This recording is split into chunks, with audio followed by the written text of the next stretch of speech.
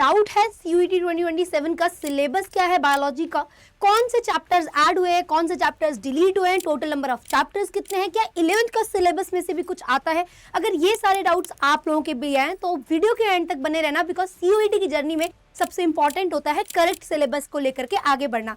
And ये video अपने सभी उन दोस्तों तक शेयर कर दो जो आप लोगों के साथ सीयूईटी 2027 को फोड़ करके अपनी ड्रीम यूनिवर्सिटी पक्की करने वाले हैं, बिकॉज यहाँ पे होंगे आप सभी के सारे डाउट्स क्लियर। ठीक है, सो बिना देरी किए सबसे पहले तो आपका एग्जाम क्या होता है, CUET common university entrance test जो आप 2027 में देने वाले हो, इसमें अच्छा स्कोर करके आप लोग काफ़ी सारे central university, deemed university, private university, other government institution के टॉप नॉच कॉलेजेस में एडमिशन लेकर के अपने एक्सप्लोर कर सकते हो अलग अलग फील्ड्स को और अपने इंटरेस्ट जान सकते हो बेसिकली। तो ये जो आप लोगों का एग्जाम होता है ना, सीबीटी मोड मतलब कि कंप्यूटर बेस्ड टेस्ट होता है। अब यहाँ पे आप लोग जितने भी सब्जेक्ट चूज करते हो, कोई भी एक सब्जेक्ट को अगर आप लोगों को देना होगा ना, तो वहां पे ड्यूरेशन होती है 60 मिनट्स। 60 मिनट्स में आप लोगों के पास हर डोमेन के क्या आते हैं, 50 क्वेश्चंस आते हैं और वो 50 के 50 क्वेश्चंस को अटेम्प्ट करना होता है। ठीक है, अगर आप लोगों को अच्छे से आ रहे होते हैं, हर सही क्वेश्चन के लिए 5 मार्क्स मिलते हैं और हर गलत क्वेश्चन के लिए -1 की नेगेटिव मार्किंग होती है। उसके अलावा ये टोटल आपका 250 नंबर का 250 नंबर का होता है पर सब्जेक्ट, ठीक है, या पर डोमेन कह लीजिए। और क्वेश्चंस यहाँ पे होते हैं एमसीक्यू टाइप। वो एक अलग बात है कि अब एमसीक्यू डायरेक्ट नहीं आते हैं, अलग अलग सब्जेक्ट्स में अलग अलग टाइप के क्वेश्चंस आते हैं, जैसे कि स्टेटमेंट बेस्ड, असर्शन, रीजन, ठीक है, और आप लोगों का correct incorrect, sequence based question, match the following, उसमें बहुत सारे एमसीक्यू टाइप्स और varieties over the time period आप लोगों को देखने को मिलेगी जब से सीयूईटी बना है। ठीक है, अब मैम हम लोगों का जो सिलेबस है ना, क्या उसमें 11th का सिलेबस है? अब बिग नो बेटा, आप लोगों का 11th का सिलेबस नहीं है बायोलॉजी में, केवल और केवल 12th का सिलेबस है।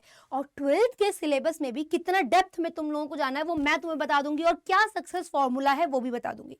तो देखो क्लियर है, 5 यूनिट्स आप लोगों की है, 5 यूनिट्स के अंदर आप लोगों के 13 चैप्टर्स है। ठीक है, वो यूनिट कौन कौन सी है? पहली यूनिट है आप लोगों की रिप्रोडक्शन यूनिट, जिसके अंदर 3 चैप्टर है, sexual reproduction in flowering plants, human reproduction and reproductive health. दूसरी यूनिट आप लोगों की आती है जेनेटिक्स एंड इवोल्यूशन, जिसमें आपके 3 चैप्टर अगेन है, principles of inheritance and variation, ठीक है, molecular basis of inheritance and last में इवोल्यूशन।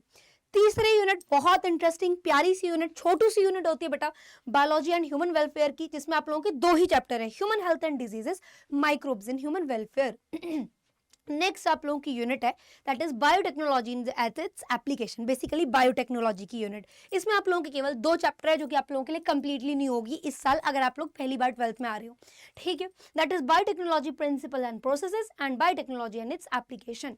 उसके अलावा यूनिट 5 जो है आप लोगों की इकोलॉजी एंड एनवायरमेंट, उसमें भी अब केवल 3 ही चैप्टर रह चुके हैं। ठीक है, organisms and populations, ecosystem and biodiversity and it's conservation. तो ये 5 यूनिट के अंदर आप लोगों की केवल 13 चैप्टर्स है। वो जो लिविंग वर्ल्ड हुआ करता था, स्ट्रेटजीज हुआ करता था, एनवायरमेंटल इश्यूज हुआ करता था, ये सारी चीजें ऑलरेडी हट चुकी हैं। अब तुम्हारे मन में आएगा मैम इनमें से भी क्या क्या पढ़ना है, तो मैं तुम लोगों के लिए डिटेल सिलेबस लेकर के आई हूँ। ये आप लोगों की यूनिट 1 रिप्रोडक्शन है जो एनटीए ने अपनी साइट से रिलीज किया था, तो आप लोग इसका स्क्रीनशॉट ले सकते हो। ये डिटेल में आप लोगों को पढ़ना होगा फॉर द यूनिट रिप्रोडक्शन। फिर हम लोग बात करते हैं जेनेटिक्स एंड इवोल्यूशन के 2 चैप्टर्स में आप लोगों की केवल इतने टॉपिक्स पे आप लोगों को ज्यादा फोकस करना है। ठीक है, क्योंकि ये उनका डिटेल सिलेबस है जहां से मैक्सिमम आप लोगों का सारा कवर हो रहा होता है। ठीक है, उसके अलावा इवोल्यूशन का ये है। उसके बाद भी बायोलॉजी एंड ह्यूमन वेलफेयर में आप लोगों को इतनी डिटेलिंग्स में पढ़ना होगा। सब एनसीईआरटी बेस्ड है, आप लोगों को न्यू एनसीईआरटी रेफर करनी है, मेक श्योर पुरानी एनसीईआरटी से मत पढ़ना। ठीक है, और जब एनसीईआरटी की बुक लोगे तो एक चीज बहुत अच्छे से ध्यान में रखना, जिस बुक सेलर से आप ले रहे हो वहां पे एडिशन देख लेना कौन सा है, रिवाइज्ड हो। कहीं ऐसा ना हो कि बुक तो आप लोगों की नहीं हो लेकिन वो पुराने एडिशन की हो, तो अगर उसमें वो चेंजेस नहीं है तो कहीं ना कहीं बेटा आप लोगों के एमसीक्यू के आंसर जो है ना हो सकता है गलत हो जाएंगे। तो रेफर ओनली न्यू एनसीईआरटी। फिर आप लोगों का बायोटेक्नोलॉजी एंड इट्स एप्लीकेशंस है। ठीक है, जिसके अंदर आप लोगों के 2 चैप्टर और आप लोगों को ये एज इट इज एनसीईआरटी से टॉपिक्स पढ़ने हैं। लास्ट इकोलॉजी एंड एनवायरमेंट के बहुत सिलेक्टेड टॉपिक्स है। सो कॉन्ग्रेचुलेशंस, क्योंकि ये यूनिट सबसे ज्यादा इजी होती है एंड अगर इसे अच्छे से पढ़ लो ना तो सबसे ज्यादा क्वेश्चंस भी इसी से आता है, तो मैक्सिमम मार्क्स तुम्हारे पक्के हो जाएंगे।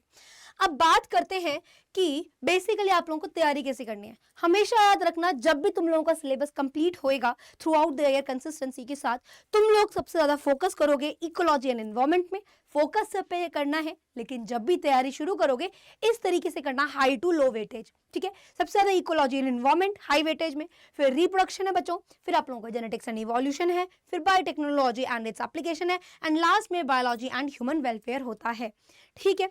फिर उसके बाद अगर हम लोग देखें कि क्या हमारी इफेक्टिव स्ट्रैटेजी होनी चाहिए अगर हम लोग सीयूईटी के लिए बहुत ज्यादा सीरियस है 2027 सेशन के लिए, तो यार देखो, आप लोगों को कंसिस्टेंसी के साथ पढ़ना तो है ही, और करेक्ट सिलेबस सबसे पहला स्टेप होता है, जो मैं ऑलरेडी आप लोगों को बता चुकी हूँ। उस सिलेबस की यार आप लोग फोटो कॉपी निकाल लीजिए, ठीक है, अपनी स्टडी डेस्क जो टेबल होती है ना वहां पे लगा लो, ताकि पढ़ते टाइम कभी ये कंफ्यूजन ना हो, डिलीटेड टॉपिक्स पढ़ के कहीं टाइम वेस्ट ना कर लो। तो इस चीज का आप लोगों को खास ध्यान रखना है, सिलेबस की फोटो कॉपी निकाल लेना, पढ़ो तो एक बार मैच कर लेना कि तुम सिलेबस का ही पढ़ रहे हो ना, कहीं फालतू की चीज जो आएगी भी नहीं उस पर तो अपना टाइम वेस्ट नहीं कर रहे।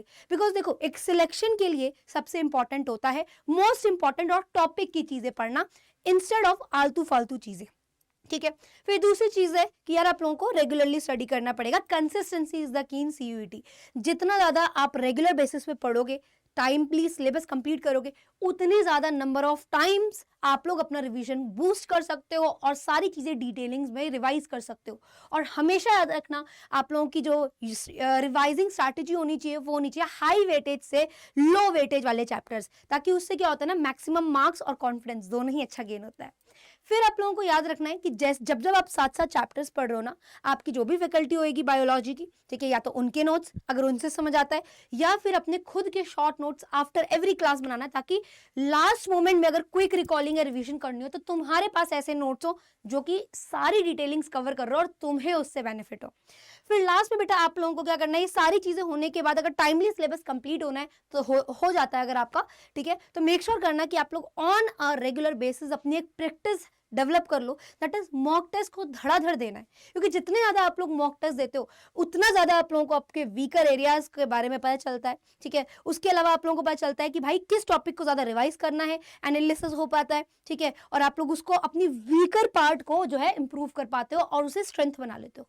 उसके अलावा ज्यादा से ज्यादा मॉक टेस्ट देने से ना हम लोगों की स्पीड, एक्यूरेसी और टाइम मैनेजमेंट होता है, और तीनों ही सबसे ज्यादा दी मोस्ट इंपॉर्टेंट चीजें हैं अगर आप लोग सीयूईटी 2027 के लिए बहुत ज्यादा सीरियस हो एंड अल्टीमेटली जो है इसमें अच्छा स्कोर करके टॉप नॉच यूनिवर्सिटी के टॉप नॉच कॉलेजेस में टॉप कोर्सेज में बैठना चाहते हो, तो पढ़ना चाहते हो तो मेक श्योर करना कि आप लोगों को करेक्ट सिलेबस पता है, डेली आप लोग पढ़ रहे हो, कंसिस्टेंसी के साथ अपने स्मार्ट शॉर्ट नोट्स बना रहे हो और रेगुलर मॉक्स दो। ये चीजें, ये 4-5 चीजें जो बच्चा पूरे साल थ्रू आउट द सेशन करेगा, उसकी सीयूईटी प्रेपरेशन बहुत तगड़ी रहेगी, एंड वो बच्चा लास्ट मोमेंट पे भी ना, जब पेपर आने वाला होता है, उसके हाथ पैर नहीं फूलेंगे, एंड कहीं ना कहीं वो बच्चा कॉन्फिडेंट होगा और वो प्रेशर नहीं झेलना पड़ेगा जो कम पढ़ने पे आता है, ठीक है।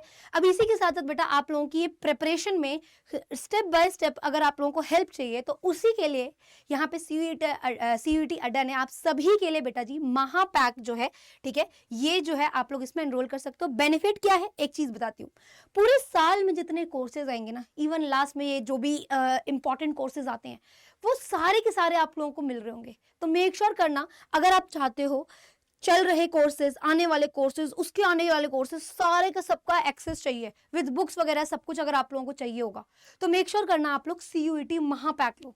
और अगर उसके अलावा आप लोग कोई बैच में एनरोल करना चाहते हो तो यू कैन गो फॉर आरंभ बैच, ठीक है। इसमें सीयूईटी 2027 का हम आपको सब कुछ पढ़ा रहे होंगे, ठीक है, सारा बुक्स वगैरह जो भी है, आप लोग इसके फीचर्स देखोगे, आपको सब कुछ मिल जाएगा एक ही जगह पे, टाइम नहीं वेस्ट करना पड़ेगा इधर उधर सर्च करके। अब कैसे इसमें एनरोल करना है वो मैं तुम्हें बता देती हूँ, लेकिन अगर महापैक लोगे ना, ये तो क्या है, इसके आने वाले कितने सीयूईटी कोर्सेज जो है सब इसी के अंदर तुम लोगों को मिल जाएंगे। तो द अल्टीमेट मैं कहूंगी बाप बैच जो सबका है, दैट इज सीयूईटी महापैक का। अब देखो एनरोल कैसे करना है, अड्डा की तुम लोग वेबसाइट पे आ जाना, इसे क्लिक करना, ठीक है, यहाँ ऑल कोर्सेज में जाओगे, थोड़ा सा ना ऐसे स्लाइड मारना, यहाँ CUET UG and PG entrance exams दिख रहा है, यहाँ सीयूईटी महापैक पे जाना। महापैक पे जैसे ही तुम लोग जाओगे ना, ठीक है, इस तरीके से यहाँ पे व्यू ऑल करना, और यहाँ पे थोड़ा सा स्क्रॉल डाउन करते ही आप लोगों को देखने को मिलेगा, एक मिनट रुक जाओ, ठीक है, आप लोगों को ना इस तरीके का देखने को मिलेगा। देखो इस तरीके का देखने को मिलेगा CUET महापैक। ठीक है, जैसे ही आप इस पे क्लिक करेंगे मोर ऑफर्स पे जाना, और ना यहाँ पे मोर ऑफर्स पे जाने के बाद यहाँ पे 18 मंथ्स का कर लेना। अगर ट्रायल लेना है 3 मंथ्स का देख सकते हो, बट 18 मंथ्स का देखना। उससे क्या होगा ना, आप लोगों की वैलिडिटी ज्यादा होगी, और वो जो अमाउंट है जो आप पहले दे चुके होंगे डेफिनेटली रिग्रेट नहीं करोगे, तो आपको एक्सटेंड कराना पड़ेगा। तो इससे बढ़िया आप लोग जो है 18 मंथ्स का लेना, एंड यहाँ पे मोर ऑफर्स पे जाना। मोर ऑफर्स पे जा करके बेटा आप लोग यहाँ पे अगर कोड डालते हो निशा21 तो अप्लाई करके आप लोगों को मैक्सिमम डिस्काउंट जो है इस पे मिल जाएगा, और ये आप लोगों का पूरे साल भर का होएगा। तो यहाँ पे आप लोग अगर अर्ली स्टार्ट करोगे, ठीक है, तो आप लोगों को एक बेनिफिट देखने को मिलेगा कि आप लोग बेटा बाकी से ज्यादा कॉन्फिडेंट होंगे, एंड आप लोगों का अच्छा स्कोर रहेगा CUET 2027 में। उसके अलावा अगर आप लोग आरंभ बैच में देखना चाहते हो तो मैं एक बार आप लोगों को बता देती हूँ। ठीक है, CUET साइंस पे जाना। जैसे आप लोग CUET साइंस पे जाओगे, देखो तो यहाँ पे आरंभ बैच है। जैसे ही आप लोग आरंभ बैच में जाओगे, इस पे मोर ऑफर्स पे जाना, एंटर करना कूपन कोड अगेन निशा21। ठीक है, अप्लाई कर देना, तो आपको इतने का पड़ जाएगा। बट देखो अगर आप अल्टीमेटली महापैक लोगे तो ऐसे ना जाने कितने कोर्सेज तो आपको उसी के अंदर मिल जाएंगे, एंड प्राइस डिफरेंस भी ज्यादा नहीं है।